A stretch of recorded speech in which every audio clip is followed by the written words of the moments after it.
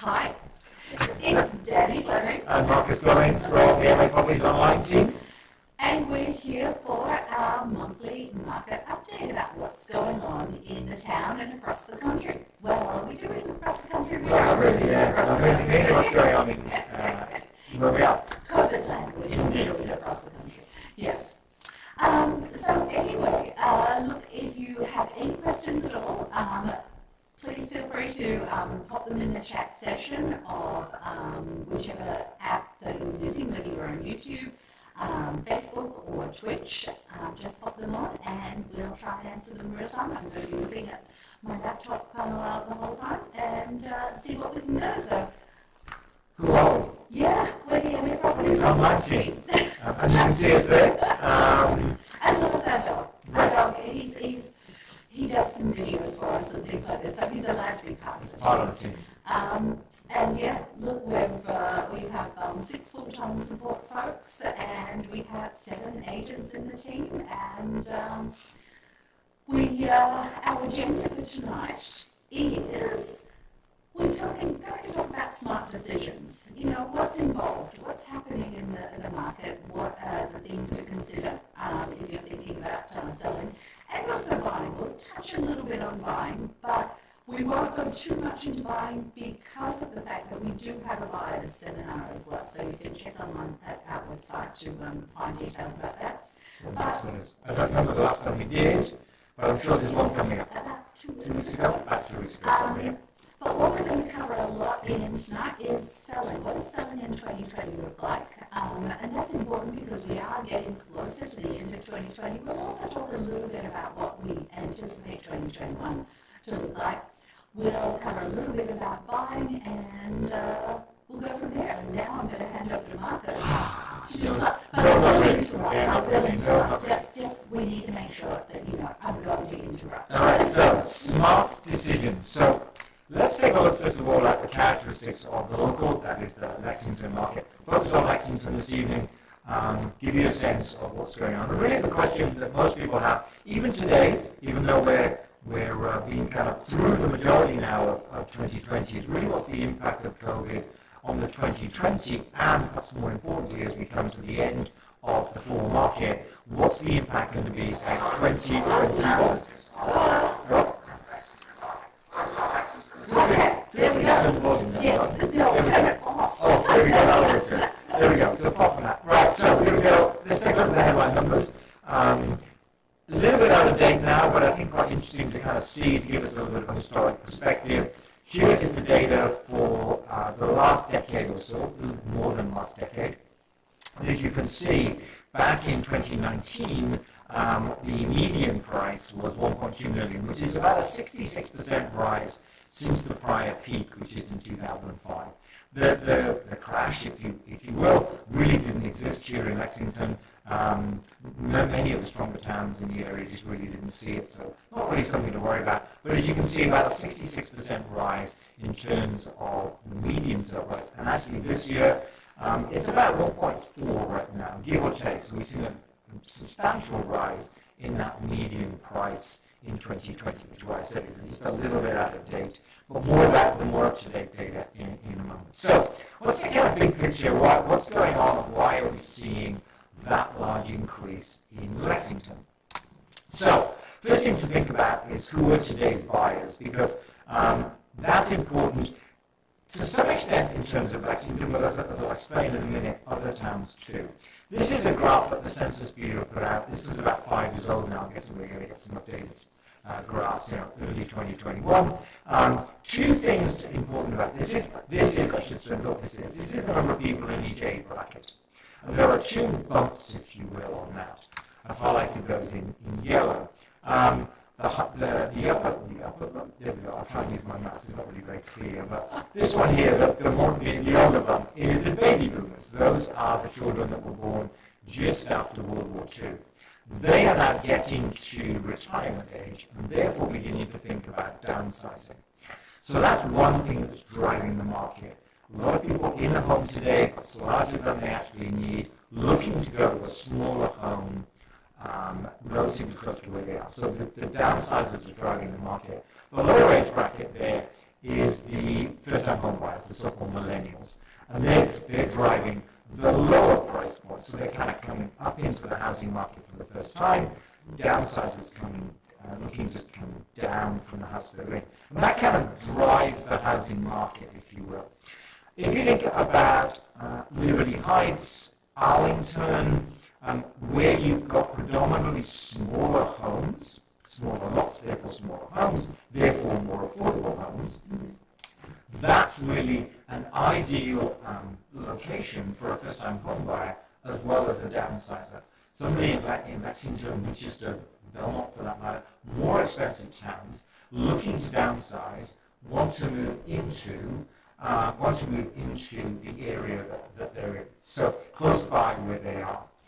And so what we're seeing is those people moving out of those towns into the less expensive homes. So Arlington's an ideal destination for those buyers to move into. So moving out of a more expensive home in Lexington, into a lesser expensive home in Arlington, maybe Liberty Heights in Lexington, and so on. So that's kind of driving the market. That's the big macro picture, if you will, in terms of what's driving the market. In terms of what we saw in 2020 with COVID, try to show it. Sorry. Can I just interrupt for a second? We've had some feedback that the audio is very distorted. Turn the volume down a little bit. Okay. I wonder if it was when I got my laptop going and had the volume on. I'll turn it down a little bit anyway. Okay, let us know if it still persists, thanks, Southern Dana. Okay. Right, so back to kind of what happened this year. And this schematic tries to give you a sense of what happened in the market all the way through from the beginning of the year through to where we are now. As the pandemic began to take hold, back in that kind of second half of March, that's where we saw the predominant impact on the market was the second half of March. So the number of open houses dropped essentially to zero. The number of private showings reduced too, as people were somewhat weary of going out. But the number of virtual showings, that is views of website, 3D tours, videos, those kind of things, they went through the roof. They really did. So more and more people were moving to a model where they would look at the home virtually. Having looked at all those virtual assets, let's say 3D tour videos, that once they looked at that, they'd become very familiar with the home and thought, yes, this is a home I want to view. And then they would make a private showing. So that's really the model we were in until about that May, June time frame. Since then, so we're seeing a few more open houses. Danny has a lot more to say about the viability of open houses and how relevant they are in this market. And so the number of private showings began to rise. And the number of viewings of the virtual assets remain very, very strong. So we are still seeing lots and lots of views of website 3D tour and so on. So that's remained strong. But open houses have come back, nothing like what we used to. So we'll more about that in a moment. But also the private showings are coming back. But we're still very much in that model where let's make sure this is a home that it's worthwhile going to see. If it is, I'll make a private showing. Perhaps I'll go to an open house if they've got one. I think I would prefer to go to a private showing because I don't want to be with so many people in an open house. And so that's kind of where we are today. Look at everything online, make a decision, not necessarily a buying decision, but a decision about a home, go make a private showing on it, and at that point, think about making a buying decision. So that's kind of where we are now. And what we've called this period, and we're very much in it right now, is that buyer confidence returns. As we were in that May and June time frame, there was a question about when substantial buyer confidence would return, and therefore their buyers would come back into the market. As I'll show you in a moment, we're very much in that. Buyers are very much back into the market right now. So what does the new normal look like? So this is the number of confirmed cases in Massachusetts. Kind of classic, flatten the curve, if you will. And we've done rather well. It's picking up a little bit, as you can see, as we come up. I updated this data through the end of September. It's beginning to up a little bit of an uptick, and certainly some more variability in it. as we come into that August, September, I guess as we all get a little bit fatigued with being kind of locked down and we actually do go out. But still, certainly here, we do have a relatively flat curve, a relatively manageable number, if that's the right way to put it, I'm not sure. And that gives buyers confidence that, yes, I can go out. Yes, there is some stability in the economy, not entirely, of course, but that's giving the buyers some more confidence. If I look at the number of listings, and this was the key metric that we looked at when we were trying to see how COVID was going to kick in and what impact it was going to have. What I've plotted here, the blue is 2019, the orange is 2020, the number of listings per month. Now, January, February, even the first 2 weeks of March, about the same as we saw in 2019. Not much in the way of difference, no difference really there. We saw the big difference, that is the big reduction, the big drop in the number of listings, in that second half of March and into April. Then there was the question, when are the buyers going to come back, and therefore when are the listings going to start coming back as well. That kicked in May, probably mid-May. We kind of saw it in the beginning of May, but once we got to mid-May, off it would go. And that's really continued, and as you can see, in June, more listings in June and July, more listings in August than we saw in 2019, and now we're about at parity as we look at the September. That is the full market. And if I show that as a cumulative graph, you can see, again, blue is 2019, orange is 2020. As you can see, we're at almost parity here. We're plus or minus literally a few homes in terms of where we were with 2019.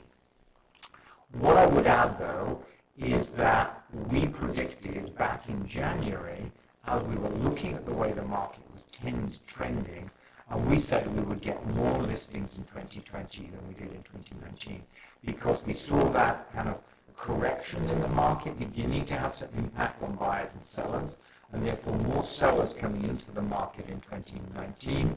We anticipated that would continue in 2020. It hasn't. That's the impact that COVID's had. It's kept us at the same level that we saw in 2019. As I say, in reality, I think that's a much lower number than we would have expected had this not occurred. You can see that a little bit as I look at the inventory graphs. Those of you who watched our stats before know we kind of focus on the inventory. This is a 10-year view of inventory, decade-long view. And as you can see in 20... And each data point is the number of homes that are available to buy. So essentially, first of every month, I go in and say, how many homes are there? And as an individual number, it doesn't make very much relevance. But in terms of a trend, you can see what's going on. This significant drop in that 2012-2013 timeframe was caused by buyers coming back into the market, knowing that the recession was behind them. The recession behind them, the crash behind them, they came into the market really en masse, and you see this in a number of different towns. More importantly for today... Can I just say, yes. We've had a comment that there's a very heavy audio buzz associated with the voicing. We have the microphone turned on. We do. We have everything running green there. Yep. It's not my laptop giving background because it's muted. Yeah. It's quiet. Okay.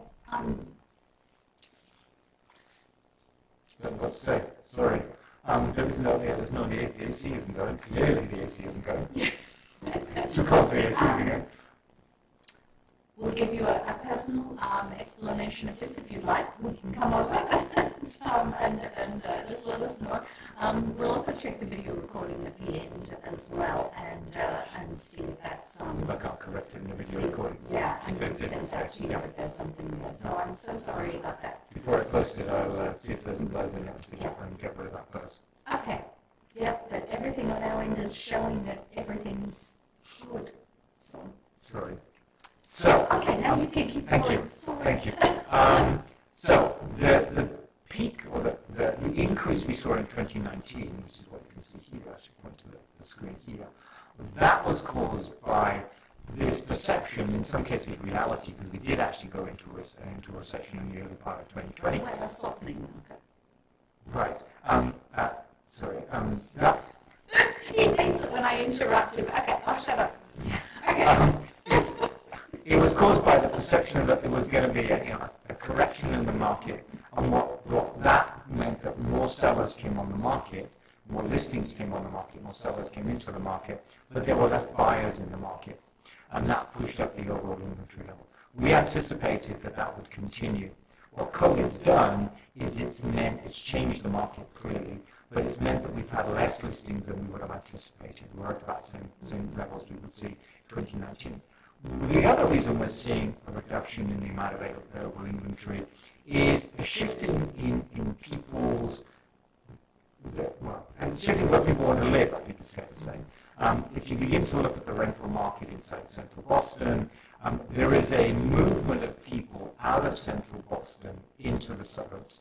We're seeing it not just here in Lexington, we're seeing it in a number of towns, but definitely this movement of people saying, I don't necessarily need to be in the central Boston because I'm working from home all the time. Secondly, I'm in a relatively small apartment in the middle of Boston, and there's two of us working from home, and I'm not really sure how to make that work. And so we are seeing a number of people moving out of the inner city, Boston, Somerville, Cambridge, and so on, out here into the suburbs. And so we are beginning to see an increase in the number of buyers in the market. And that's what's brought down that inventory level, even though we saw the same number of listings as we did in 2019. What does that mean for single-family house prices? This is the median. As you can see, it is higher. It's kind of the median for the year is certainly over where we were, approaching 1.4, probably 1.375 perhaps.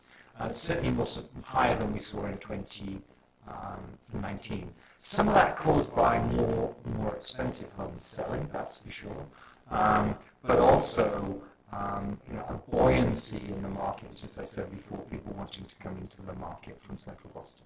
So, what does that mean in terms of the projections? So back in January, we anticipated there would be more sellers due to the economic uncertainty that was there. In fact, as I say, the country went into a recession in the early part of 2020. What COVID's meant, and here we are in September, October timeframe, less or the same number of sellers due to that COVID uncertainty.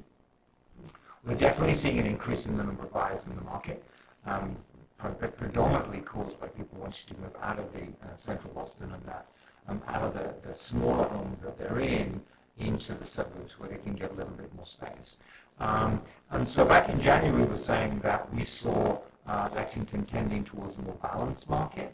I think today, I'll talk more about 2021 in a minute, it's moving towards a seller's market today because of the large number of buyers coming into the market and less sellers overall than we would expect. And therefore, as you can see with the median sell price, positive price appreciation moving forward. So that's kind of where we are. Although we are seeing that difference between the housing types, though, as well.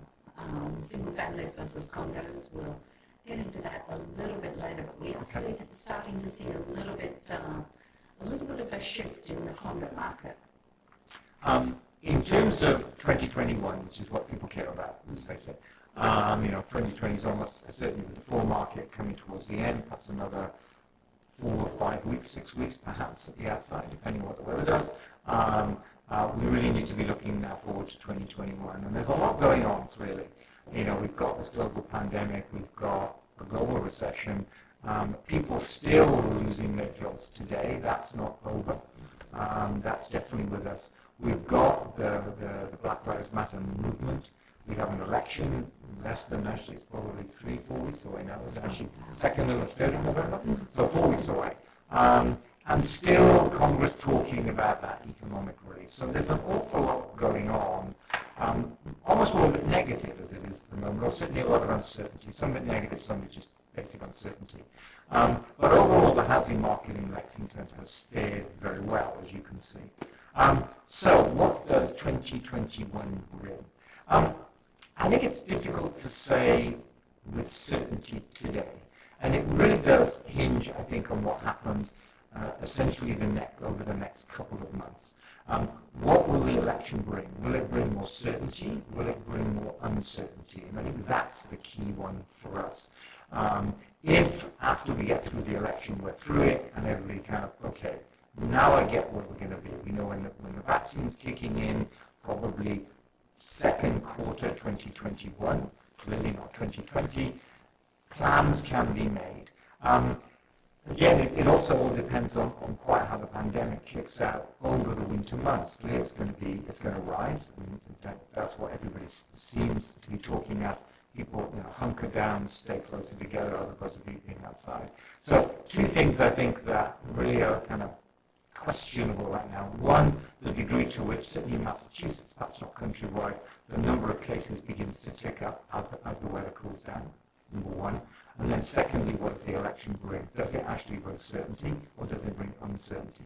If we can get a handle on the pandemic, if we can come out of the election feeling much more certain in terms of what 2021 brings, I think 2021's housing market is going to look very positive. There are still a lot of buyers in the market. They're not going to disappear. There are clearly still sellers who want to sell, and so the market will remain strong in 2021.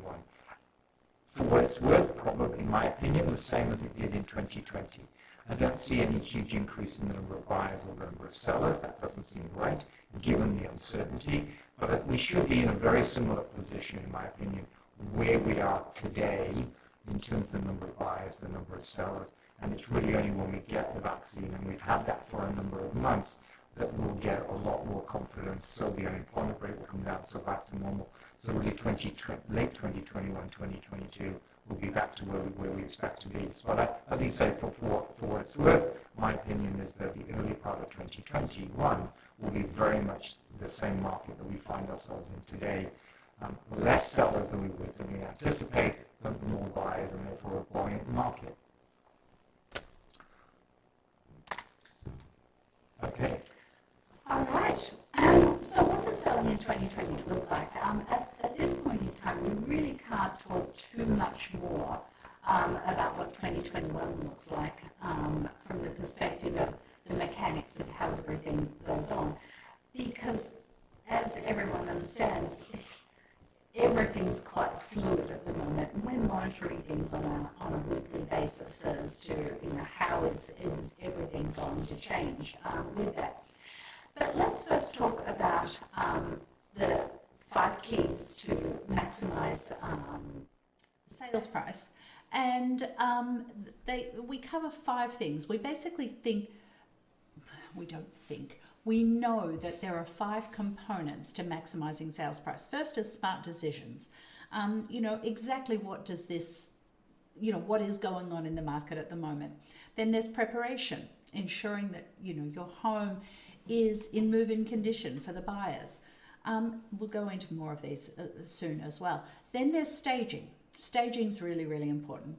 Marketing. Got to market the homes. You've got to get that out there. And then excellence through teamwork. So when we go on a little further, let's go. Is my home a teardown? One of these is a component that is, the teardown component is a big one in the Lexington market because of the fact that the price point, the average price point, or the median, whichever way you like to look at it, is quite high. The builders are all over a lot of homes to put new construction in. But what constitutes a home being a teardown?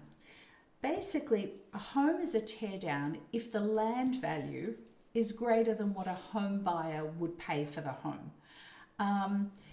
Typically, we find that about 95% of the homes that are sold as teardowns, because most teardowns are sold off market. They don't even come on the market. And as you know from what Marcus was talking about just before, there's a huge buyer pool for downsizers who want smaller, more modest homes, and for first-time, second-time home buyers who are in a lower price point. So that lower price point price range is hugely, hugely popular. But a lot of those homes don't even come on the market. So we find that probably 95% of the homes that are sold as teardowns actually would have gotten a higher price if they'd come on the market. But this is where we want people to be aware, and it's part of the education phase, is we want people to be aware that even though you think your home may be a tear down, it may not be. Can I stop you just a second? Sure. I fixed the audio. What was it? It's okay, I fixed it. Oh, I'll tell you later. Okay. Oh, yes. I know it is. I fixed it. Thank you. I know what it was. Once I Okay. had a chance to sit and look what was going on. So everything wasn't green there, no, obviously. No, it was green, but I know what the problem is. I fixed it. So. Thank you very Sorry much. about that. Sorry to interrupt you.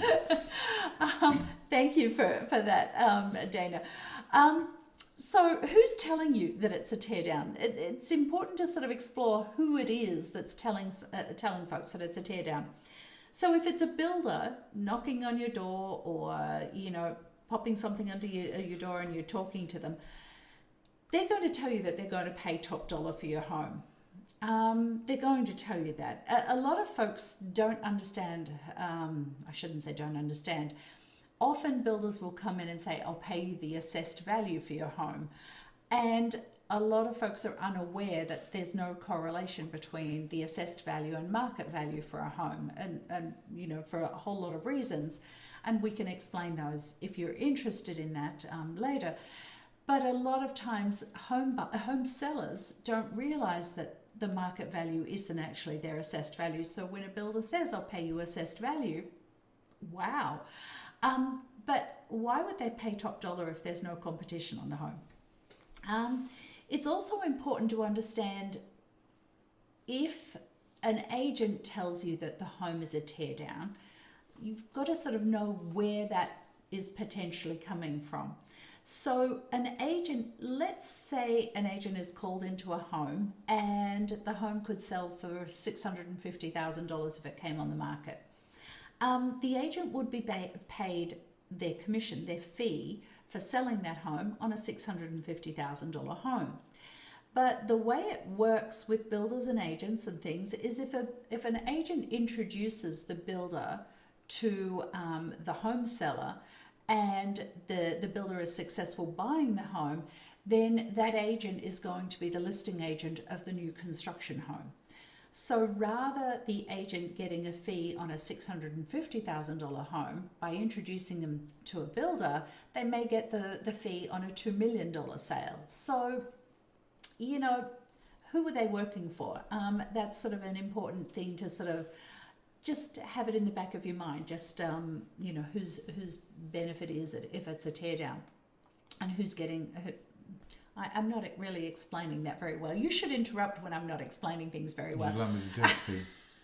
No. Okay, so here's an example of... You can if you want. No. No, okay.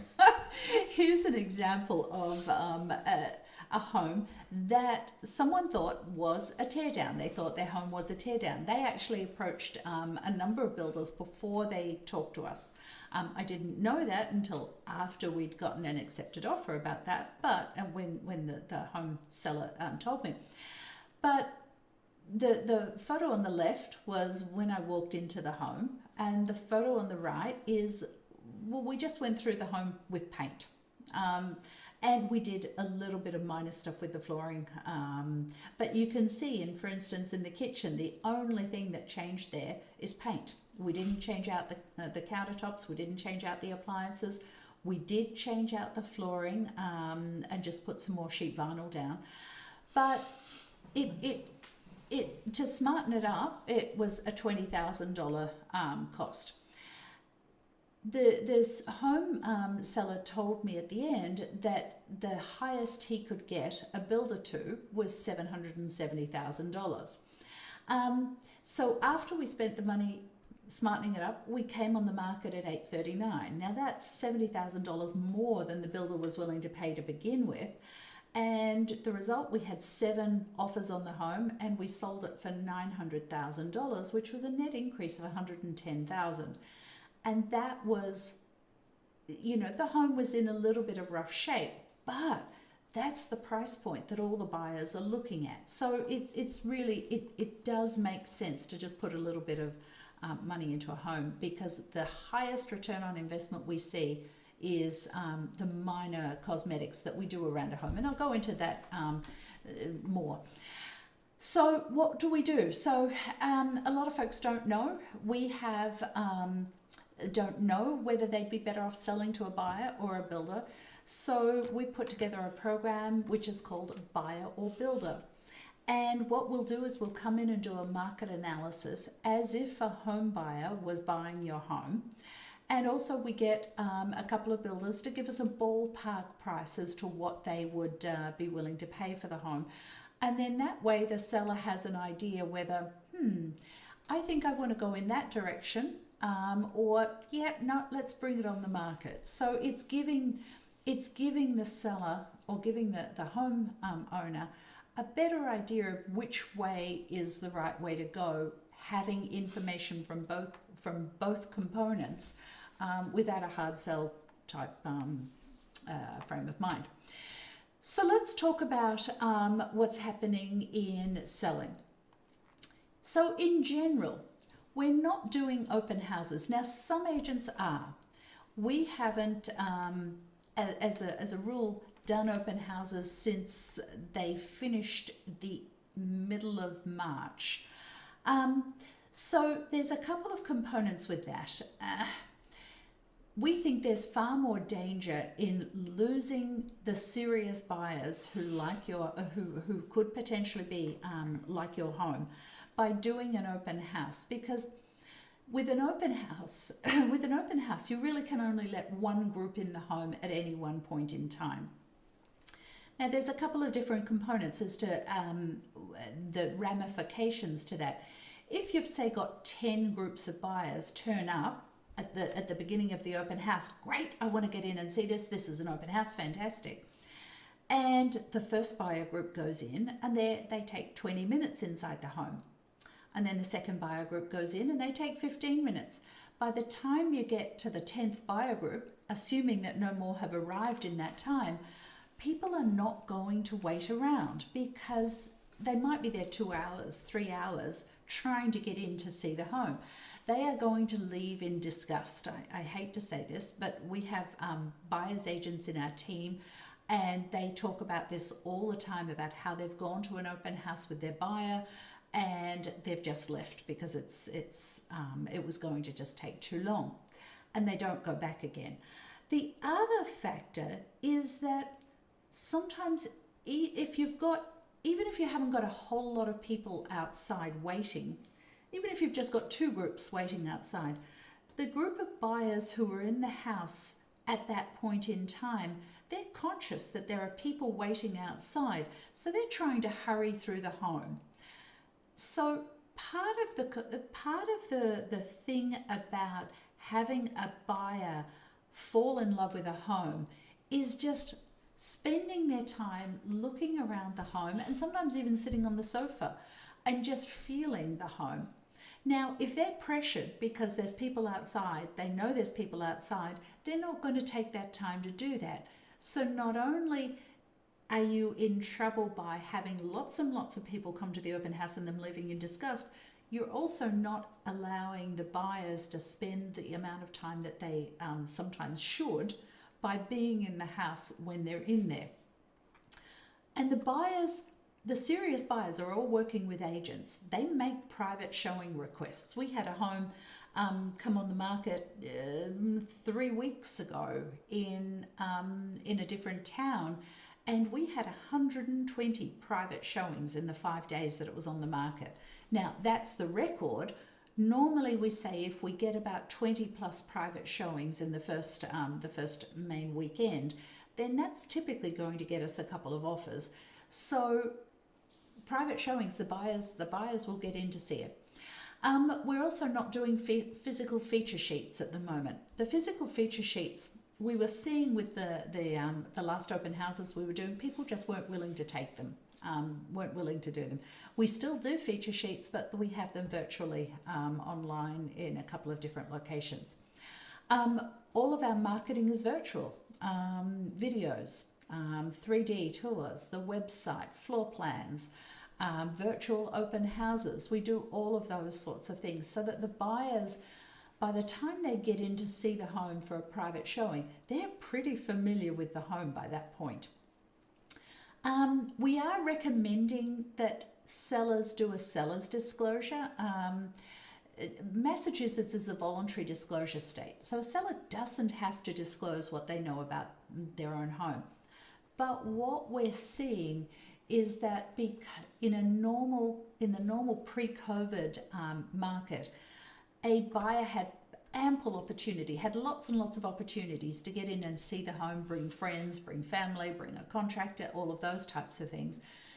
They don't so much now. They're, maybe they'll see the home once or twice, but, a contractor typically not coming or a friend's not coming, things like that. So having a seller's disclosure gives the buyers a little bit more warm and fuzzies about the home. They feel a little bit more comfortable that they know a fair bit about the home.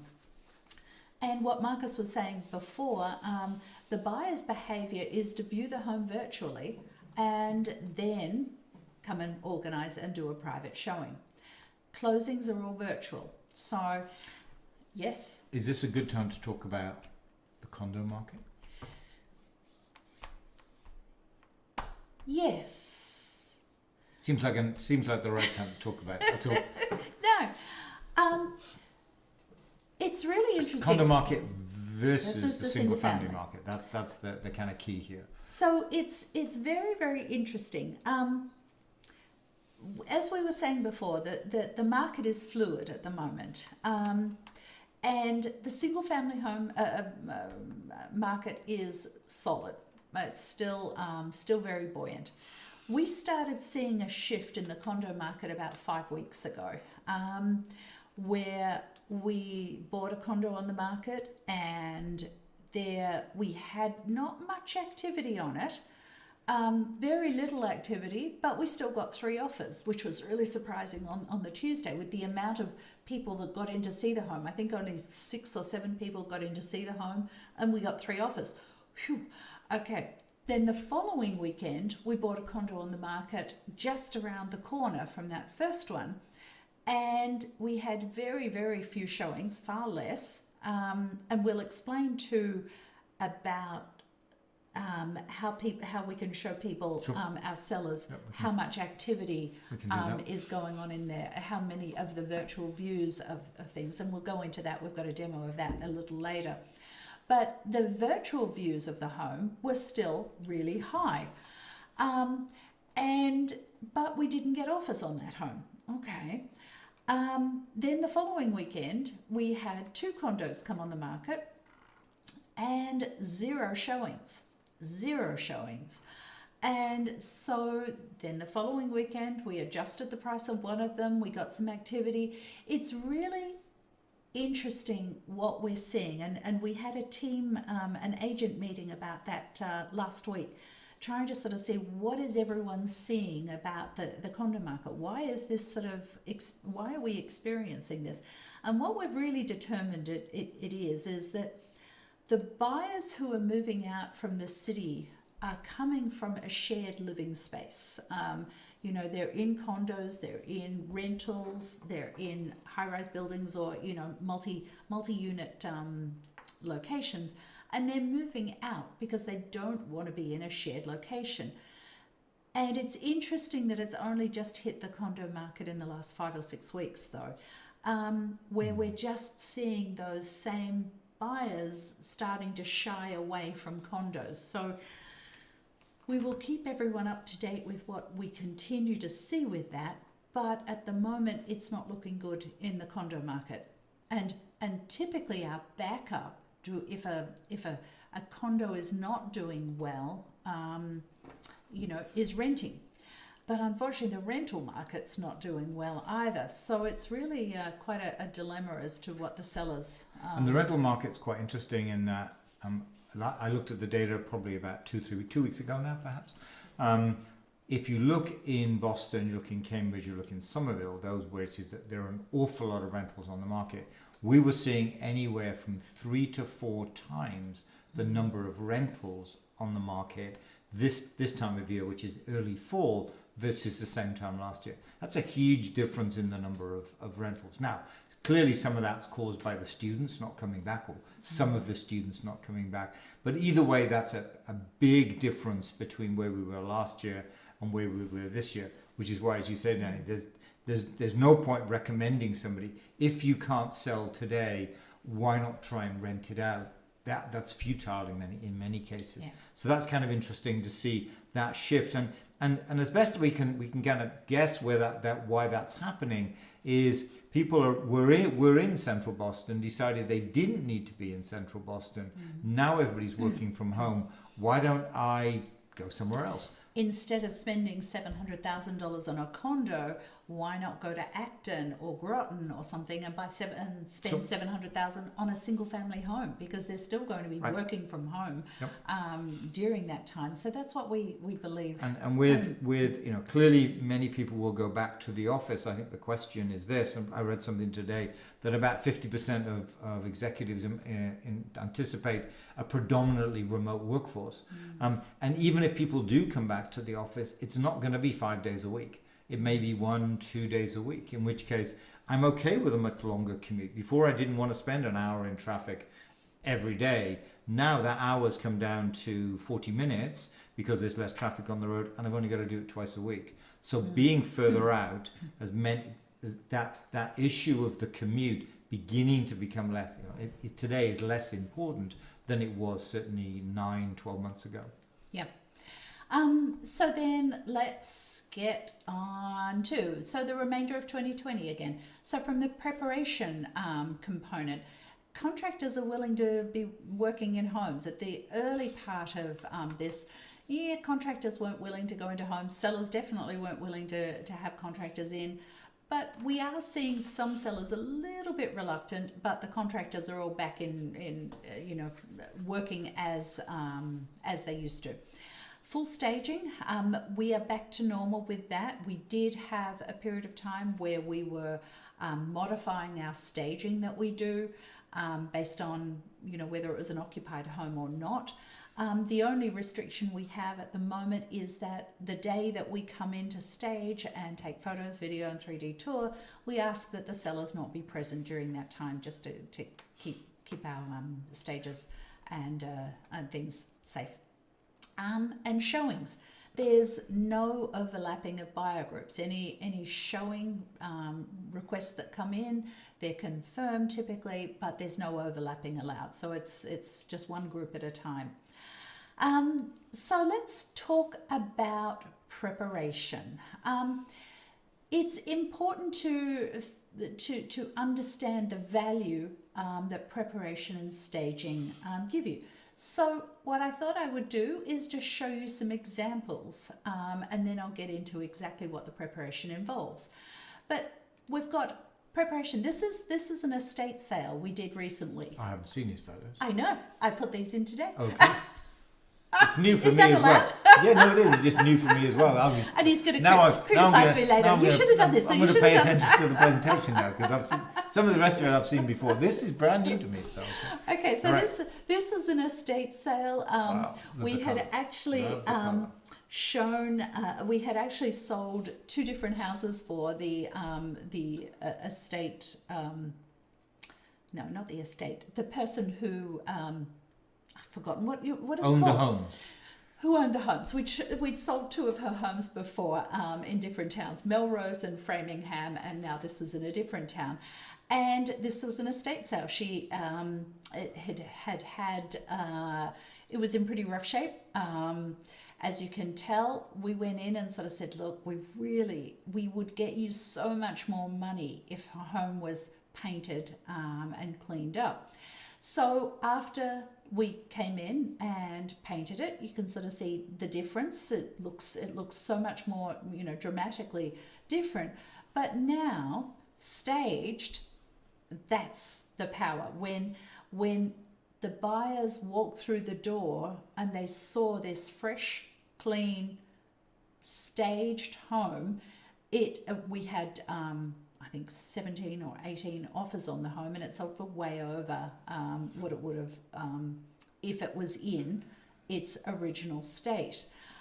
So the return on investment of just doing paint and the floors in this regard was huge. Now, it's easy to do when it's a vacant home, but there are still certain things that we can do when it's occupied as well. But here's another view of it. This is another view of the living room, and there it is again, painted and staged, dramatically different. But hopefully these couple of examples show you that the buyers, if they were to walk into this home, just, this room now, what the buyers do is they walk in and they think, I need to get a painter in here, I need to get cleaners in here, I need to get the floors done. I don't know who to call. They don't know who to call. A lot of home sellers who have owned their home for a while, don't know who to call. So imagine a buyer who currently doesn't own a home at the moment, they have no idea who to call. So as soon as they walk into a home that looks like it needs some work, the price that they're willing to offer plummets, and it's also the uncertainty. Will they be able to find someone? How much is it going to cost? I once had someone, you might remember this story, where there was some wallpaper on a wall. I'd gotten the seller to remove a lot of the wallpaper that was very, very vibrant coloured wallpaper, and we left a very subtle striped wallpaper. And the buyers still weren't buying it. And a buyer walked in one day, and he was looking at the wallpaper, and I said, "Can I ask a question?" I told the sellers, that they didn't need to take this down. "Can I ask you why this is bothering you?" And he said, "Yeah, it's stuff that my grandma'd have in her house." And I said, "Oh, okay, well that's an easy one. It wouldn't cost much to repaint, take the wallpaper down and paint." And he looked around and he said, "Yeah, this would probably cost me about 20,000. And I said, no.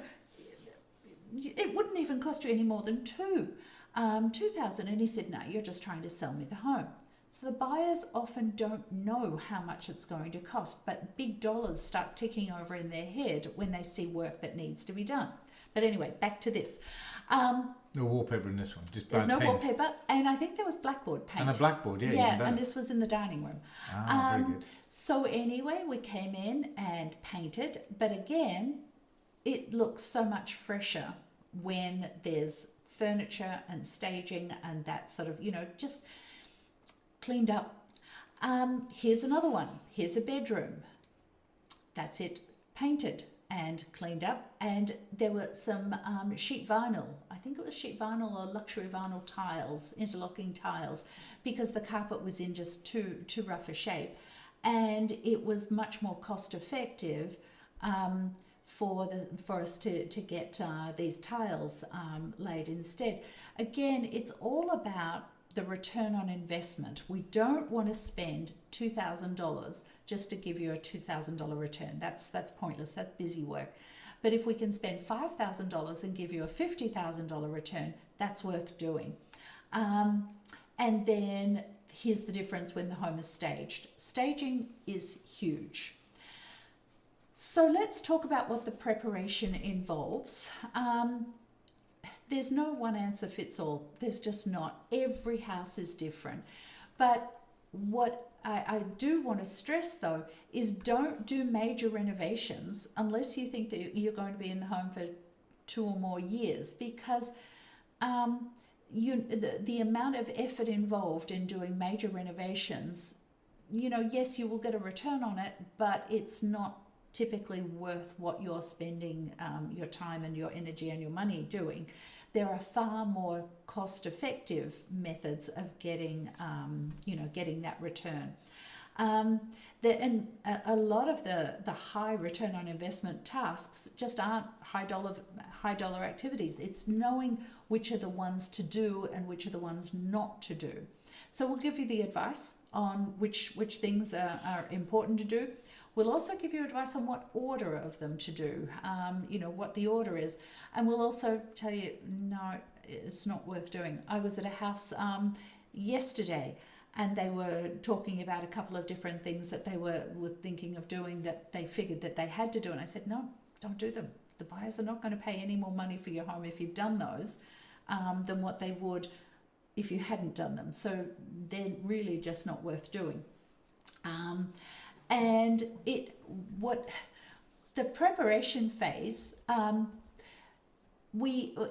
it can range from, we'll just give you the names of people to call and mention our names, because they will be more responsive if you mention our name, because we are recommending them to a number of people, so they want to keep doing right by us with the people that we recommend them to. Or we can assist you with getting quotes for the work to be done. We can coordinate the contractors and the work that they have to do, or we can oversee the project in conjunction with you. So it can be anything from being totally hands-off and letting you go with it, or as one seller told me, he wants to be an interested observer. So we did it all, and he was just, oh, look at that, oh, look at that, oh, you're doing that, oh, that looks good, that type of thing. So, he was an interested observer. So that's it. It's however you want to do it. Here's one where wallpaper.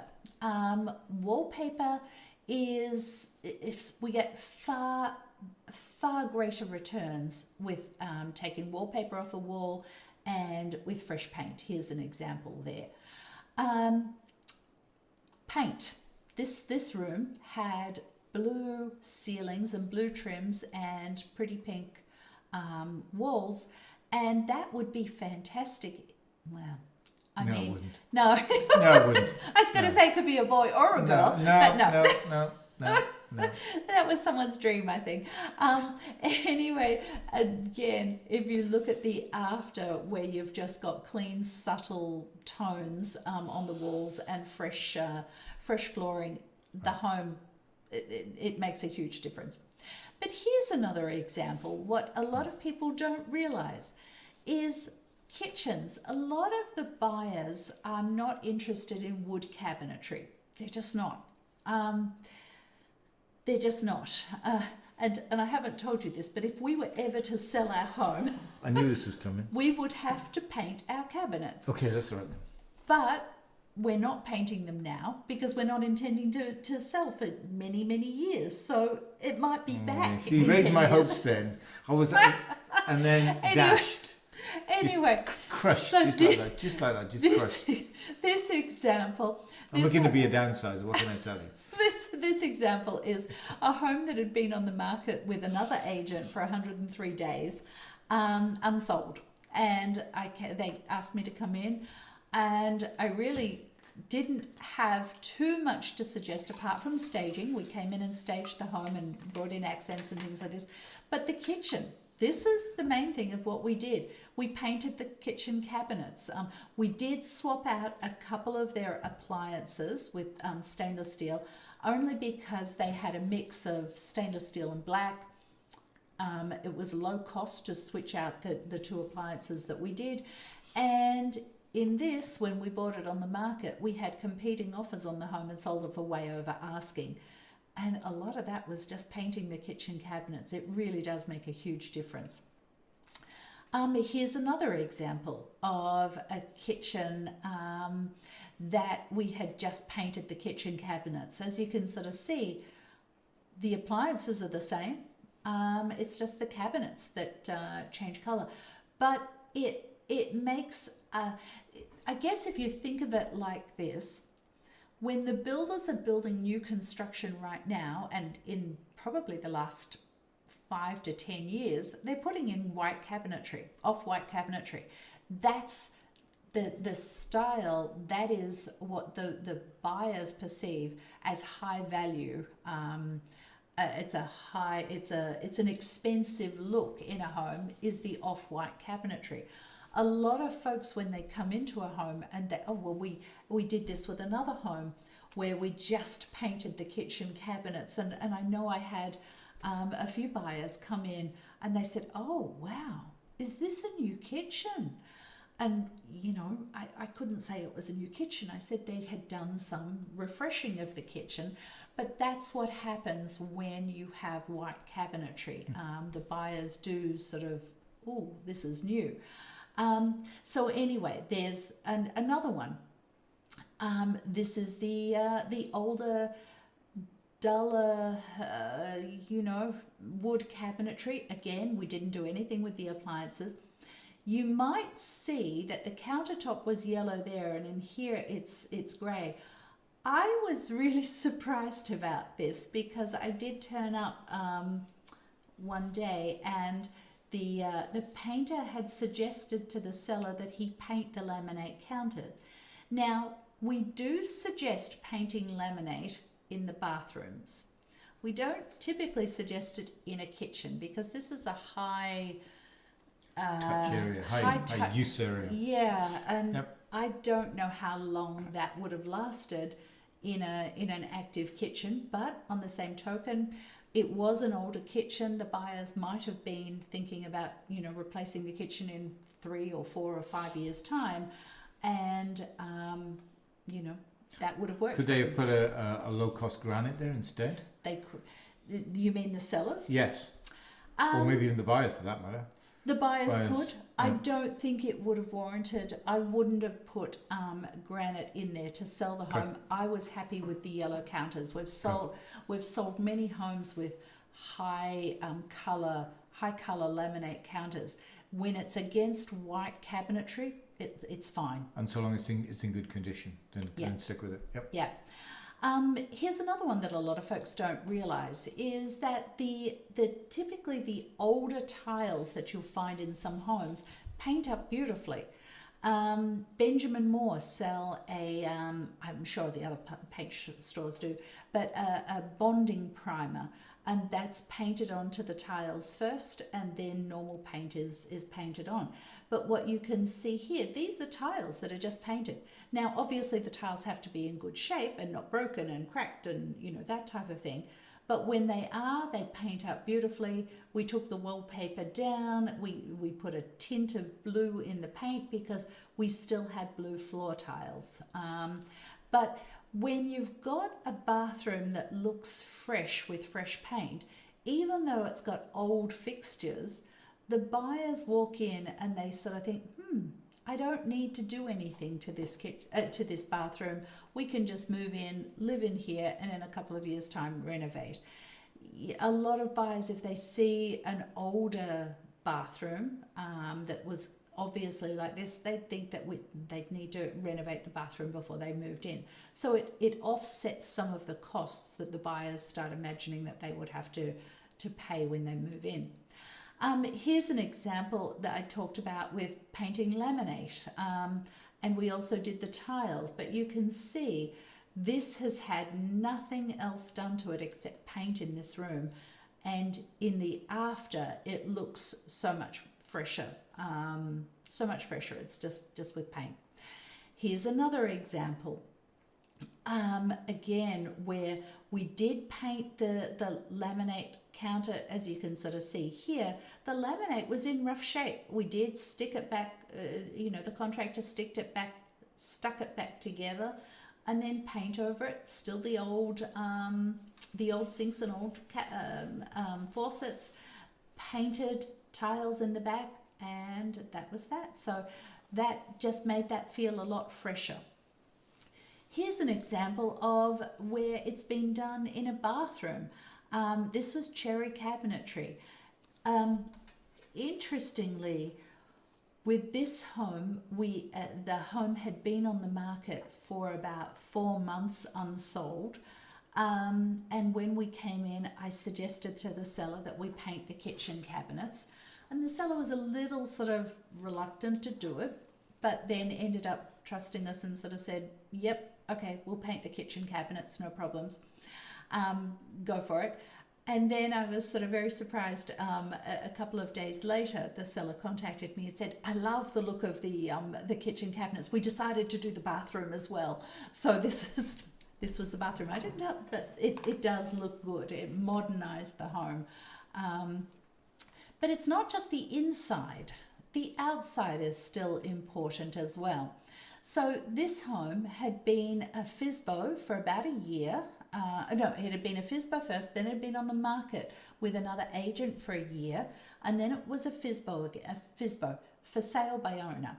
And then they listed with us. Now, I got them to take down a couple of the trees out front and then paint the trim. The trim of the older version was a sort of like a plum colour with blue siding, and it really didn't look very good. The garage doors was sort of a beige colour. This was a fresh look to the home. It's a typical centre entrance colonial look with white trim. And so even though they'd been trying to sell the home for a couple of years, just with a little bit of work on the outside and some staging inside, I'll show you some staging examples from this home as well, but we had competing offers and sold it for over asking. Landscaping makes a difference as well. So here's a home that, you know, you couldn't even, there was no light coming inside in a lot of the main level. You couldn't even see that there was a side entry here. You can see it in this example. But we took out a lot of the landscaping, a lot of the overgrown landscaping, and planted some fresher, young plants there. And the added benefit of that is that this home looks overgrown and old. When the builders build new construction, when they do the landscaping, they're all younger plants. So what the buyers saw when they saw this online, they're thinking, oh, this could be new construction. It gave them the feeling of new construction because of the age of the plants that were in the front. So there's that added component of getting more light in the home by taking the trees down, but also giving the perception that it was newer construction. So it makes a difference. So let's get on to staging. Staging, it's important. Let's give you some stats with this. 83% of buyers' agents said a staged home helped buyers visualize the property as a future home. We see this day in and day out, actually. 25% of buyers' agents said potential buyers increased their offer between 1 and 5% on a staged home, according to NAR. You know, you look at that, if you've got $1 million, let's say we've got $1 million home, it's on the market, we've staged it, that could potentially, or am I going to do the math correctly here? 1% on $1 million is $10,000. Mm-hmm. Okay. So just that's a decent number, just for doing some staging on the home. And we should explain with this, there is no charge for any of the staging that we do. We invest our resources. We invest our resources to get you a higher price. We have a staging team, staging furniture, the whole deal. And 85% of homes surveyed were sold for 6 to 25% more than homes that were not staged. Now, if you look at the 6 to 25% again on $1 million home, that's significant dollar value. And we have our own staging truck, sort of. Today we have it. We own it today. I'm hoping tomorrow we don't. So we are buying a new truck, though. Right. We need a new truck. Our truck broke down, and it was not the engine. We could not replace the engine. The engine blew. Couldn't replace the engine. So it's time it goes, and we're buying a new truck. So it is. You won't see this truck around town for the next month, but the next one's coming. So anyway, so as I said, we invest our resources to do this. So what is staging involved? We do virtual consultations at the moment, but it's depersonalizing and decluttering is really, really important. It's performed by our in-house professional staging team. We have interior designers, we have part-time professional stagers, our own moving truck. Almost. In a month's time, we can say that again. We'll have a new one. We are hiring U-Haul. We are very, very active. Still doing it. We are very, very. We've pivoted. Yes, to we pivoted. U-Haul. Yes. To U-Haul. And we have staging furniture and accessories based on the particular need, because it really depends on. If you're in a vacant home, we stage the whole home. If you're in an occupied home, which most people are, we will bring in, it's on a house by house basis as to what do you need. If you're getting rid of your dining room table and you're not taking it to the next house, get rid of it now while you've got the time to figure out what to do with it, and we'll supplement and bring in a dining room table. You know, all of those types of things. So we have about 16 housefuls of furniture that we use to stage, and you'll see some examples coming up. But what does staging do? When a buyer walks in the door and they look around, oh wow, I want to live here, you've got them. When I say you've got them, that sounds very calculating, but it's an emotional response. You know, we want them to just feel like, I want to live here. And staging does that. If it's a vacant room and there's no furniture in it, I mean, there's a lot of buyers that don't have any spatial awareness as well. So I remember helping someone buy a large new construction home, and one of the bedrooms was huge, and it was for a 4-year-old son who had a single bed, a side table, and a chest of drawers. And she was standing at the door and saying, oh, Danny, I'm really worried. I don't think my son's furniture is going to fit in here. And I said, you could get a king-size bed in here with 2 side tables. You could get a seating area, you know, seating over there. You could get a desk over there. You could get a couple of chests. It was a huge room, and she realized, she mentioned, oh, okay, I don't have much spatial awareness. That's what happens with a lot of buyers when they go into a vacant room. They cannot imagine how big the room is, because there's no perspective, there's no size perspective, there's no bed in there to show them that this fits, you know, a decent sized room. But anyway, I digressed. There's no cost to the seller for staging. We invest our resources to sell your home for more money. Here's some examples. This one was on the market unsold with another agent for 206 days. This is a listing photo that they had on MLS. So we came in, did some minor updates. Actually, this chappie was the one who just wanted to be an interested observer. And we came in with some staging, we did some minor updates, and we sold it with competing offers. Here's another example of that. This was the living room, but with here it's not sort of very appealing. Here, with furniture in the room, it felt a lot more inviting. Here's another one. This was a home that this was the dining room of the home. Now, it was in a different location in the home. It wasn't a traditional layout room, a traditional layout home. So the buyers would have walked in this room and would have thought, what do we use this room for?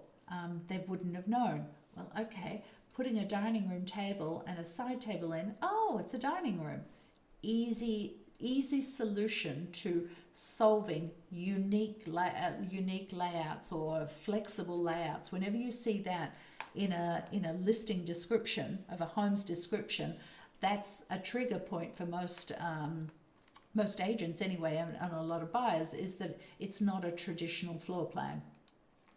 Here's another one where the before and after. It's a nice room, but it feels much nicer with furniture in the room. Here's an example of the home that we showed you some before photos of, before painting, and then after staging. This is another of those rooms there. This is a bedroom. Yes, it looks great, but with furniture in it, it looks so much better. Furniture can make a huge difference. Here's an example. This is a new construction home. New construction is still appealing, but new construction with some nice staging furniture in it is so much better.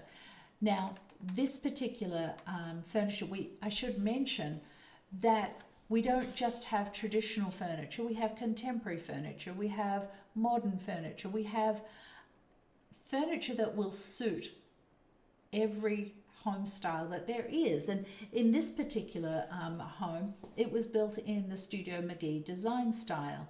And so we have Studio McGee design style type furniture. And this home, it was, Marcus was explaining that at the end of 2019, we were starting to have a softening market. This home came on the market at the end of 2019 at the 2.7 price point, and we sold it in 3 weeks. So it was, it just showed really, really well. Here's that home that I was mentioning before that had been a FSBO, then on the market. This was one of the listing photos. This was the family room in the home. You know, didn't really sort of, as you can sort of see, there's no real emotional connection there. Buyers wouldn't walk in and think, oh wow, I can do this. No real attempt to stage, I would say. Yeah. If it were me. Yeah. But bringing furniture in made a huge difference. It felt a lot more enticing. Here's that same home, and let me just explain something here. It's where I was explaining before about the other one where it had a unique layout that buyers would have walked through and thought, what do I do here? Well, this was in this home that was a FSBO. This room up here, the front door is over behind there. This would be the living room, absolutely living room. This room with the chandelier would be the dining room. And then the buyers would walk through to this room with no furniture in there, think, what do I do with that room? This room? What do I do? What is it, right? Yeah, that clearly. I walked through and thought, what do I do with this room? What is this room? So we ended up staging it. Our staging team came up with, showing that it was a living room at the front, a dining room, and this was the pre or post dinner drinks room. And, we had a bit of a bar and it's in the seating area, and people could imagine, oh yeah, after dinner or before dinner, let's just sit down and have a drink. So it was adding definition, adding clarity to how people might use the room. Yeah. Use the rooms in the house. So preparation and staging is huge because we want the buyers to walk in the door and think, oh wow, all I need to do is wheel in my suitcase, unpack, and I don't need to do anything. That will always get you a higher price for your home. And, always get you a higher price for your home.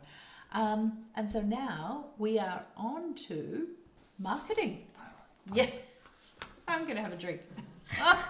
So now you've done all this work, you've done all this preparation, we've done all this staging. Now we have the product. The product is ready for the market. And so the next key piece in terms of maximizing the sale price, of course, is to actually market the home. That's the key.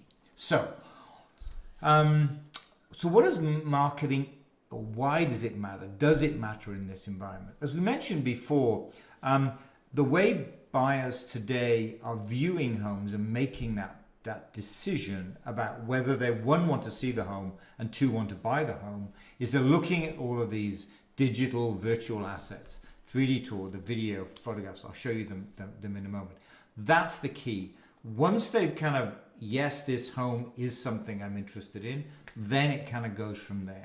Without that, then it's, well, do I really want to go and see this home? There is that kind of question. And what we found is there really is a direct correlation with how many times somebody views those assets, and how many private showings there are. And clearly there's a correlation between how many private showings there are and how many offers you get on the home. It kind of goes A to B to C.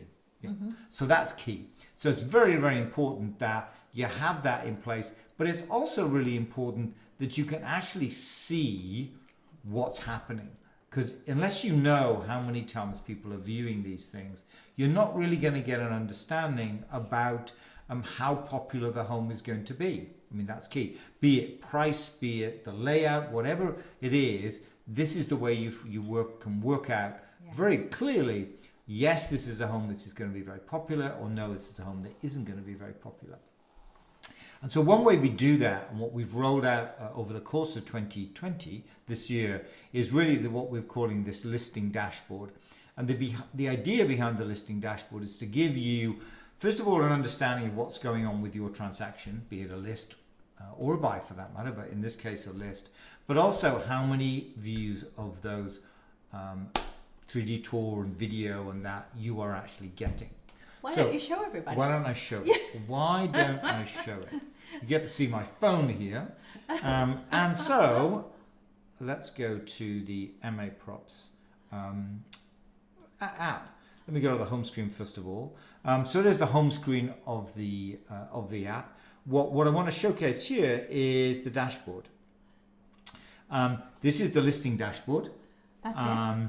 And show people Lawrence, yeah. Lawrence. So Yeah. each of these is homes that are either on the market or have Are under agreement. are under agreement. And that's just on Marcus's phone Yeah. because it's each seller gets a unique code and their email address also unlocks that, so you can have the dashboard on your phone, and Marcus can have as many homes as he wants on his phone. I have as many homes as I want that are my listings on my phone, etc., etc. So, but a seller can see essentially seller the sees security theirs. is the seller can see their home, they can't see everybody Yeah. else's. Yeah. Ultimately, is what it comes down to. yeah. So, you want to do Lawrence? Yeah. Okay, because you showed a few before and afters of Lawrence. Yeah. So let me take Lawrence Yeah, take it back to. Oops, sorry, excuse me. Let me do this. Take it back to pre-listing. So here's all the information about the home before we come on the market. All the key dates. when was the staging happening, when were the photos being done, all of those that's different there. things. So then next thing is we go on the market.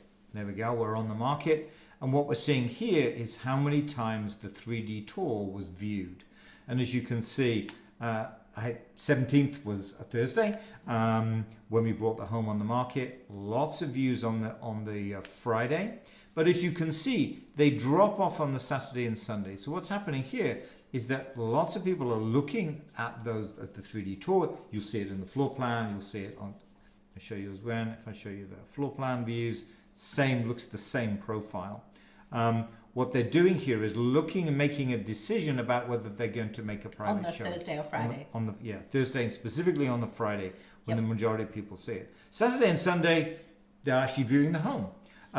Some of them will clearly go back. You know, they saw it on the Saturday. They'll have another look on the Sunday. The digital assets on the Sunday. Yep. And then Monday and Tuesday is when now they have to decide whether they're going to write an offer or not. So in this case, you can see on the Monday, lots of people looked at the home, trying to decide or deciding if they're going to write an offer on the home. So that profile we see, that similar profile we see in a number of different homes. And this isn't just people on Zillow. This is every different Zillow, source. Redfin, Zillow, you name Redfin, it. Yep, the it's website, all of the different. MLS. It's capturing how many people are viewing the actual 3D tour or the floor plan or something like that, they are. wherever they've come from. So it gives you a not a global perspective, but an overall perspective as to how many people are viewing those digital assets. Right. And then, you know, once we get an accepted offer, which we did on Lawrence Street, here's all the information about the kind of accepted offer phase. All the key dates and so on are all there. So this gives you a key insight into what's going on with the market in terms of whether you're going to get offers and so on. So go back to the PowerPoint. Does marketing matter? Yes, absolutely it does. I mean, clearly it does, just because of the way today's buyers are actually approaching the market. So let me go past. We've done that. So what are the key components of marketing that you need today? Here they are: photographs, videos, 3D tours. Anything virtual is key. And you can see them listed here. But let me kind of give you some examples as we go through here. So photographs sell. Age-old adage. Irrespective of whether it's a modern home or it's in the case of the bottom photograph here, a home built in the late 1800s, from what I remember. Both photograph really well, and this is your initial showcase on the world. This is the first thing everybody sees, irrespective of whether on Zillow or Redfin or MLS or wherever it is. This is the first thing that they see. So photographs really matter. And here's an example of where it really matters. These are two photographs, not our photographs, I should add. Not ours. But this is the same kitchen. But you can see there's a huge difference between those two photographs. The room is the same. And if you look at the upper photograph, it's actually been staged as well. A little bit less staging in the lower photograph, but essentially it's been staged. They've done that preparation, they've done that staging, they've done that initial work, but it's been completely let down by the quality of the photograph. So that's key. Professional quality photographs are absolutely key because it's the initial showcase. That's what people see. And they'll make a decision about whether to even continue by looking at these photographs. If they look at a poor quality photograph, they're likely to dismiss the home, whereas actually the home may actually work for them. So it's key that you do that. Now, next thing that people are used to viewing in terms of buying anything really is video. And we have a range of different videos that we roll out for homes. We do, just an example here, in the top row there, we have top 5 reasons you love this home, giving people a sense of what are the 5 key things that makes this home really, really special. As well as that, specifically designed for social media, we will put a GoPro on our dog's back and have him run around the home. Now, cute, yes. Does it get hits on social media? Absolutely it does. And that's the key, because we're looking for exposure here. And so that's a great source. In fact, don't we have one of those? We should probably show this one. Why don't we do this? Why don't we just show you what this video looks like? So the idea here is that we just kind of something that's kind of cute, different perspective on the home. What would a dog do if he was gonna live here? If he was buying this home, what would be the key thing for his dog friends? For his dog clients, yes. So cute on social media, but really, really, a way to get the kind of people looking at that home. So that's one type of video. The other video, of course, most people are used to seeing right now, and that's the video about the home. Here's an example here. This is a home that we currently have on the market here in Merriam Hill, giving you, a perspective on that home, our perspective on the home, showcasing the key pieces, the key aspects of the home that you might be interested in. So that's the more traditional video that we show people. And we also do a virtual open house too. We do. I don't have one of those to show, but yeah. So the idea behind a virtual open house, let me just stop that and go back to the PowerPoint a minute. The idea behind the virtual open house is the listing agent will walk around the home with a video camera as if they were giving a private tour of that home, with a commentary all the way through it, looking at all of those things that potentially we don't show in the video, you don't see in the photographs, perhaps you don't even see, and I'll show you the 3D tour in a moment, you don't see in the 3D tour as well.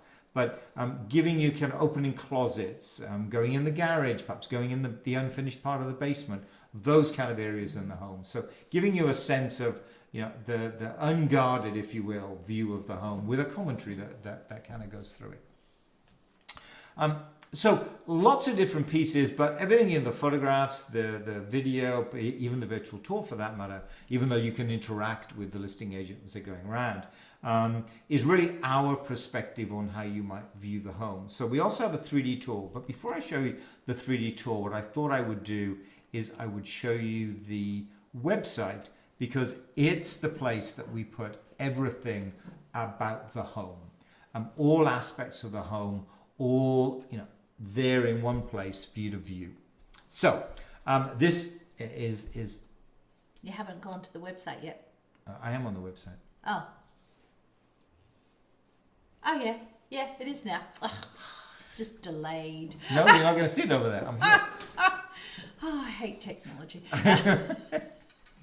I like it, apart from the fact sound was a bit screwed up. Oh, hold on a moment. I think we've got bad sound again. There we go. I'm going to turn that off. There we go. All right. So this is the place where we put all aspects of all of the assets, all the marketing assets of the home. So this is the homestead we have on the market right now. 27merriam.com if you're interested in the home. Still available. Yeah.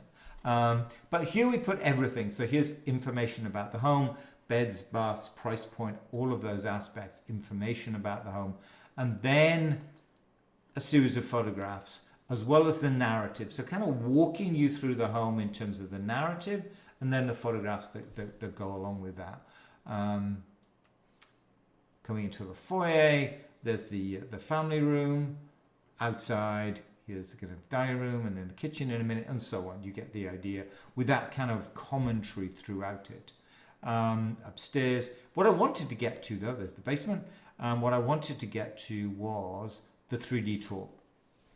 So let me start this up and put it in full screen mode because you can take a look at it.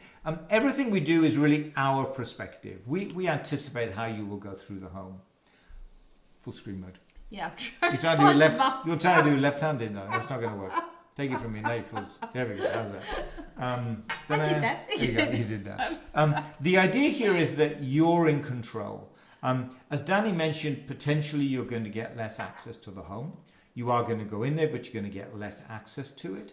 And so what this lets you do for as long as you want, whatever time of day you want, perhaps you want to show it to your relatives or whatever. We call it the photographer there.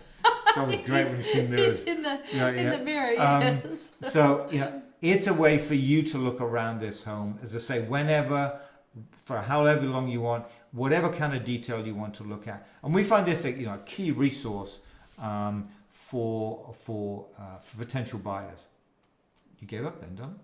No, I thought you were about to go on to Take the over. dollhouse and the flopper. Oh, you want me to go and all there? of that. So this is a way for you to be in control in terms of how you would walk around that home. A couple of different views on this. One view is a floor plan view. We also do a schematic floor plan that you're used to seeing. We have that too, derived from the same 3D tour actually. But this is a floor plan view that allows you to see the floor plan with the furniture in it, how somebody is currently living in it today. And here you can see this is actually the first floor, and then I guess that's the main bedroom level and so on. So you can see how the furniture sits in there today. What Danny was talking about was the dollhouse view, and I need to turn all the floors on for this one to give you a sense. It's a bit difficult when it's a big house. But for example, you can see here that this room here, which is an annex to the master bedroom, I'm guessing that's the garage underneath. The garage, yeah, that's the garage underneath that. And we don't take the 3D tour into the garage, so We just do it in the finished space. but you can see what rooms Are over what? are over what. Useful to see, how that third floor, to what extent there is that third floor. Same in the basement, to what extent is zoom out a little bit. You can see that to what extent is the basement the same level as all the rest of the home. So there's the 3D tour, very useful in terms of, especially in today's market, where you get to spend less time in the home than you would like, as a way to kind of spend as long as you will within that home. So let me get out of full screen mode. So there's the 3D tour on the website, and then there's the video that I just showed you there. There actually is a virtual open house. There we go. We kind of take you around the home. Get what that looks like now. No, don't do it. Don't do it. Oh, there we go. It's halfway along. It's halfway along. But you can see there's Danny kind of walking through the home, opening the different rooms, showing you inside some of the, the linen closet and so on, that sort of thing. So that's there within the in the virtual open house. As Danny mentioned before, we don't print brochures anymore, but we still produce the brochures and we put them on the website as well as the multiple listing service and Zillow and Redfin and so on as a virtual brochure. And there you can see there's that schematic floor plan and so on. Some photographs, information about what's going on with the Lexington market, around stats, like I showed you at the beginning, and a map and so forth. That's all there. And then finishing it off with some maps that show the house in relation to public transport and the school system. So that's the website, a one-stop shop really for everything about that home. That's the key. A single place that you can go to look at that home. which is key. So let me go back to the PowerPoint. There's that schematic floor plan that I mentioned. We produced that as well. So now we've got all of that stuff, if you will. What do we do with it? You know, what do we do with all that? And so now it's a case of how do we get it out in front of people? We clearly want to do two things. First of all, we want to go broad. Let me turn this off again. I know what the sound is, and I can switch it off. Don't ask me why it does that. It keeps turning itself back on again. It does, and I'll keep turning it off until I can fix it afterwards. So we want to do two things in terms of reach of the home. The first one is we want to go broad. We want to expose it to a large number of potential buyers. And one key way to do that is through social media. Putting social media adverts out there, showcasing the home. Now, this only works, of course, when you've got something to showcase. So it's got to have the preparation, it has to have the staging, and it has to have the high quality marketing behind it. Once you have all of that, then it's effective on social media, as well as perhaps, as I mentioned before, some aspects of that marketing plan designed specifically to get interaction and traction on social media. But social media is a way to go broad. Having gone broad, of course, now we need to go targeted. So broad to grass young people, but also very targeted. Specifically in terms of anybody who's come to one of our open houses in early 2020 and 2019. And 2018. And 2018. Yep. And we have them back to, I think, 2014. But it doesn't make sense to send an open house to someone who came to see an open house in 2014 because they're probably bored. But we go back 2 or 3 years in the price range that, Right, but much more important than that, we also look at people who interacted with our Facebook ads. So people today who are interacting with us on Facebook, are interacting with our website. So it's not just those historical open house, it's actually people today who are interacting with our home. And active buyers. Right, and if we're putting a home on the market at 700,000, we can see who's looked at homes priced at, guess what, 700,000, whatever that price point is. So we can be very targeted in terms of those people who are looking at that type, that price point, that town, homes within that. So that's kind of the two strategies that we have. One is broad on social media. The other one is very narrow, specifically in terms of targeted email. So that's the marketing plan. All of those digital virtual pieces to it, because that's the way people view it today. Make it very accessible to people, be it on Redfin and Zillow or the website, wherever it is, however they want to see it. Get it out there on social media, as well as be very targeted in terms of how you're bringing that content to potential buyers. So that's the marketing strategy that we've got. Number 5. Excellence through teamwork. What do we mean by that? Okay, so let's go into what this means. We have, I think we mentioned before that we have 6 full-time support folks that work with us, and we've got 7 agents in the team.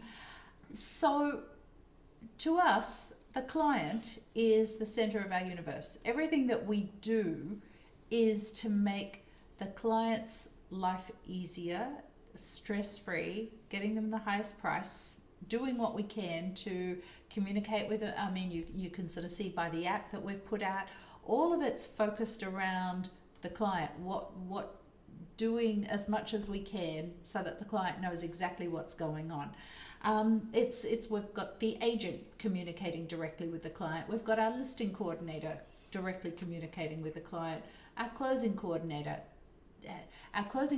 takes care of things once the home's under agreement and goes through to closing. Now the agent's heavily involved all the way through, but we have specialists. I think it's worth mentioning that they're specialists in doing what they do. They do it far better than the agents do because this is their job and they're good at it. So the closing coordinator communicates with the client. The preparation phase, coordinating directly with the client as well. Staging, working through all of that with the client, and our marketing coordinator working with the client. All of it to sell your home for the highest price that we can get. So that's what we mean by excellence through teamwork. What's our goal? It's to sell your home for the most amount of money, the least amount of time, with zero hassle or stress, because that's what people talk about. You know, your friends, will know that you're selling your home, and if you've had a good, had a good experience, you'll tell them about it, and that's good for us. And we don't treat everyone as, I'm going to sell your home and then I'm never having anything to do with you again. We like to look at it as a relationship for life. We'll sell your home and we'll keep in contact. And if you want to buy something else or sell something else, or if we can help your friends, or if we can give you advice about the next home you're in, we're not looking at doing things purely from our pocket. It's a relationship for life. And we are serious about that. When COVID is over, we'll go back to our summer barbecue, and winter party, and they're for clients, for our past clients, current clients, and future clients. I'll miss the summer party this year. Yeah, I know, we missed it. Oh well. Well, we couldn't have it. So You're right, we couldn't have it. That's right. Yeah. Next year, we'll be back. So our core values. Everyone in the team have these values, and that's why they're in the team. If they don't have these values, they're not in the team. Integrity, ethical behavior. You will never see us doing anything that would compromise those values. Integrity and ethical behavior. That's number one. Education, not selling. This is why we do these masterclasses. Because we're not hard sell. We want our clients to we want them to be knowledgeable about what's going on with the market. So we do these.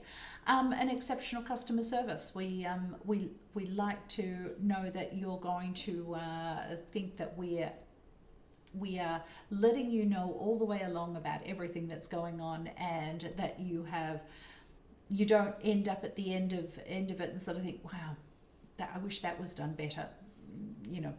We don't want that. So what does this mean? You need to hire a professional versus Aunt Mary. Too many people are hiring Aunt Mary. You need someone that does it day in and day out, because that's the way you're going to get the highest price for your home. You don't want a 3Ps agent. Now, this is a term in the industry. A 3Ps agent is an agent who will put a sign out front, they'll put it in MLS, and then they pray. And that is what a lot of folks do. You don't want that, because you're not going to get the highest price for your home with that. It's not us saying this, though. There was an independent study commissioned by NAR. NAR is the National Association of Realtors. And this was done, I think, a year ago, maybe 2 years ago now. And the independent study came up with the number one threat to the real estate industry. The number one threat is masses of marginal agents destroy reputation. The real estate industry is saddled with a large number of part-time, untrained, unethical, and/or incompetent agents. This knowledge gap threatens the credibility of the industry. So this was an independent study. This is why you've got to use a professional, not Aunt Mary. But how do you choose? So currently there's about 282 agents in Lexington. And last year, 86 of those 282 agents listed a home in the town. And of those 86, only 18 of them listed more than 5 homes. Now, why is that important? If you're going to heavily market a home, you've got to do a video. So you need to know a videographer. You've got to get professional photographs. So you need to know photographers. There's so many components involved in bringing a home on the market successfully. Key one is preparation, staging. Oh, yeah. Because if you don't absolutely. have the product, no amount of photography is going to fix a poor product. That's for sure. That's exactly right. So unless you're listing more than 5 homes a year, you don't have all of those resources behind you, all of those, extended team, if you like, to actually get the home on the market and do it justice to get the highest price. So only 18 of those agents listed more than 5 homes. So here's the number of listings. These are the top 10 agents. Agent J and I listed maybe 7 or 8 homes. Then we're probably at Agent H's 9, all the way. MA Props, that's us. In case you didn't know, that's us. We did 40 last year. And the next highest was at 26. So, we list more homes than anyone. That's not the important thing though. What's the important part is what is their average sale price to list price ratio.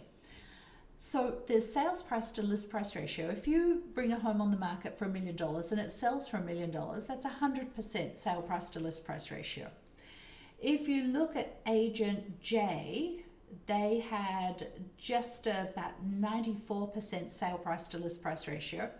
So if they came on, if they bought a home on the market for $1 million, in general, on average, they were selling that home for $940,000. Whereas us, we had a sale price to list price ratio of 103%. So on average, we would be selling that home for $1,030,000 versus $940,000 of Agent J. So it makes a difference. All of the preparation and the staging and the marketing that we do make a difference, and that's the sale price to list price ratio is what tells you what the difference is. So in our team, we have the 7 agents I mentioned. There's myself, Marcus, Rachel. She's a long-time Lexington resident. We've got Andrew, who's a long-time Lexington resident. We've got Yuki. She's lived in Bedford for many years. Corinne lives in Arlington. When Jen is at Bedford, lives in Bedford. So we are all local, and we're here to help. Over to you now. You want me to finish off? Take it home. Yes, take it home. All right. I won't spend long over this one because we've been going for a while. So buying in 2020, the when and the how. So I just want to give you a quick sense of what buying in 2020 looks like, and early parts of 2021 as well, of course. Just to give you a kind of sense of this, lots more detail in our buyers seminar. All the details are there. We go and talk about an hour and a half or so in terms of all different aspects of buying. And they can find the last buyers seminar on our website if they go to the blog page. They can. Yeah, you'll see a recording. So they tell me. No, it's there. It's there, is it? Okay. So the when. We've shown this before. Buyer confidence returns. Buyers are very much back in the market. Don't assume that the buyers are not back in the market. They are, and they're back in the market in force. It's a very buoyant market for single-family homes. For single-family homes. Condominiums, not so much, but for single-family homes. So the how. A few things are a little bit different. We've hinted at much of it as throughout this discussion, but it's really not business as usual. Masks and so on are required as anticipated, but many homes not doing open houses, and as Danny mentioned, we're shying away from that because we think it's very detrimental for our sellers. Definitely pushing buyers towards those private showings, because you're only going to be, it's going to be one group in the home at any given time, and that's really what people want. If you do go to open houses and you just kind of, let's go and see, a kind of social thing, be prepared to wait. And in many cases, they may let multiple groups in, so you might just be jockeying for position inside a relatively small home with multiple groups. And people in general are still not 100% comfortable doing that, and I guess who can blame them? So very much private showings are preferred. Really be prepared to make a viewing decision anyway based on what you see on MLS and Redfin and Zillow and so on. We should talk about back in April or May, a home came on the market, didn't have any digital assets apart from about 20 photos. The home was priced at $3.2 million. I had some buyers who that was in the perfect location for them. they were really interested in it, and they asked me to chase up and find out whether there were any, videos or 3D tours or floor plans even, to help them decide whether they were going to risk going and having a look at the home. The agent didn't have anything like this. So they said to me, we're not willing to risk ourselves just going into a home where we have no idea whether it's even something that we would be interested in. Don't worry about it. We're not going to go and have a look at it. Right. I think the day later I thought, you know what, I could probably Zoom a call. So I made an appointment for me privately and had them on the phone doing a Zoom call with them, and they liked what they saw. I was in there for about 45 minutes, an hour, and they liked what they saw, so we made a private showing for them the next day, and they ended up buying the home. But we have to we have to consider they weren't even going to have a look at the home because there was nothing online for them to even decide that they were going to risk themselves. So it was just because I pivoted. That's a great word, isn't it? We figured out Zoom pretty quickly. Yeah, we figured out Zoom pretty quickly. We tried. Actually, I think everyone figured out Zoom pretty quickly. And how to do it remotely. How to get, anyway. But it's critical. It's critical it for is. the buyer's decision. Yeah. Back to the buyer, be prepared, if I can say it, for those kind of scary situations where you expect there to be 1 or 2 groups in a home, but actually there's 5 or 6 or 10 groups in a home, and it's a 2-bedroom, 1-bathroom cape. So be prepared for those kind of scary situations. In terms of inspections, they're very restricted too. It is easing a lot. Yeah. We did have the situation where inspectors were not allowing buyers to be with them. They were limiting the number of buyers who could be with the inspector. The buyers had to rely very much on the report that was produced. So that's beginning to be restricted, which is the restrictions beginning to be lifted, which is good, because it did worry me that you lose all the nuance of what the inspector says when you're not there with the inspector going around the home, and so the fact that this is being lifted slowly but surely is a good thing. Well, we had one home that the inspector refused to go in the home unless it had been vacant for 2 weeks prior. Now, luckily with that home, it was vacant, but really, still, so weird. he refused to go in the home, and he wouldn't go. He wasn't going with buyers or anything like this. Nope. It was just going to be him. And this is one of the reasons why, as Danny mentioned right at the beginning, why we are recommending in this market that a seller's disclosure may be a good thing, because we're looking for buyers not to have any impediment to go and look at the home, and often looking at a seller's disclosure gives them that kind of okay, now I know what's wrong or what's not wrong with the home. A little bit different to what we would perhaps have recommended before, but this is another reason why we're thinking we don't want to put anything in the way of people saying, well, it's an older home, I'm not really sure I want an older home, there may be a lot of things wrong with it, and the inspections are not going to be as thorough, or is not going to be as nuanced as it was previously. So in terms of financing, banks tightening those lending requirements just a little bit. Appraisals often drive by. This is easing as well, luckily, because we did have a couple of situations where we had lower appraisals, sometimes 2 appraisals, which slowed the whole process down. We had the potential there for lower appraisals and a reality of lower appraisals, just because the appraiser didn't go into the home, didn't meet the listing agent, didn't understand how popular this house was. So that was key. That's again lifting, so it's becoming much easier. As well as that, we have a listing dashboard, as you can imagine. Same way we have a buying dashboard. Indeed, buying dashboard was a listing dashboard. That's there as well, giving a buyer all the information about how their buy after they've got an accepted offer is progressing. So that was a quick whistle stop tour and of guess buying. What? We're done. We're done. There we go. So anyway, look, if you've got any questions, we love talking about real estate. So just reach out. We'll talk your ears off. But hopefully we'll give you good advice at the same time while we're talking your ears off, and give you information and all that sort of stuff. But we'd love to connect, and if you have any questions, feel free to reach out to us. And stay safe. And we are the beginning of October. the next one will probably be after the election. It will. Okay, good luck to us all. Okay, bye. Bye.